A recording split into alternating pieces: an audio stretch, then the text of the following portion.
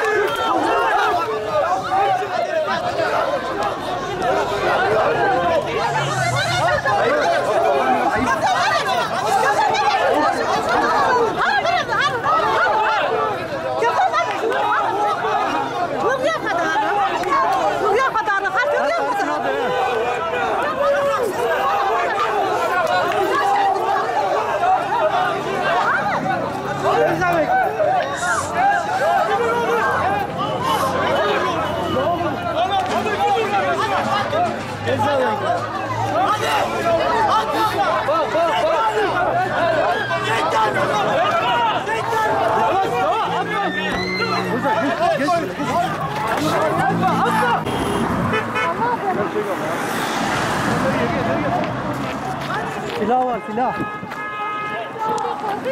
Vallahi korun. Bak korkuyor, hiç korkma.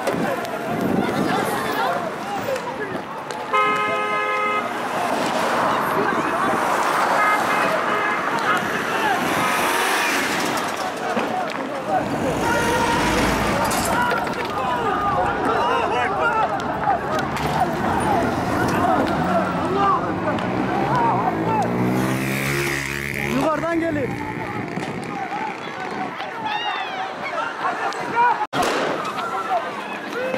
Demşik kamera, demşik kamera. Allahu Ekber. Demşik kamera.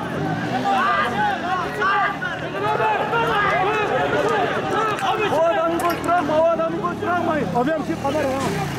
Ya gel konuşman ya.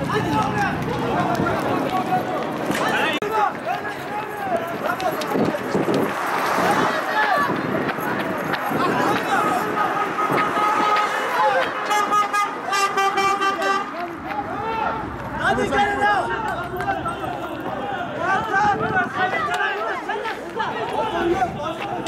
Oraya gel sen yakalama. Git saat olsun.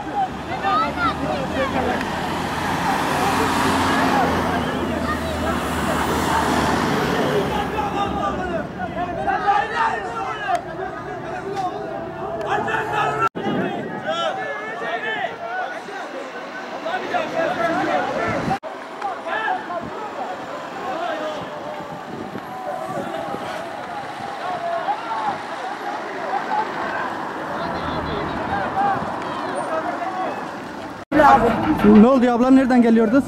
Biz evden geliyordu, annem güle gidiyordu. Evet. Bize saldırıyordu. Kimler saldırdı? İsimleri vermeyelim. Size taş maç tekti mi? Bir zarar değdi mi? Taş tekti ama. Tamam. Hadi baba hadi. Hadi. Tamam abla oldu.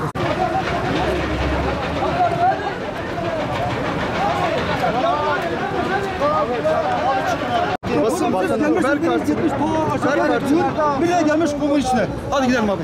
Abi gidelim. Görüntünüz varsa kime istiyorsanız verirsiniz. Abi biz yapalım. Peki nasıl verin? Ama bak istiyoruz vermiyorsunuz. Vallahi bizde yok. Kimliğinizi ver. Hadi gidelim. Bir önce var diye kaçışıyoruz. Bir bakın getirin. Tamam. Hadi gidelim. Zaten gereken şeyleri verirler. Hadi gidelim. Hadi gidelim. Hadi. Tabii.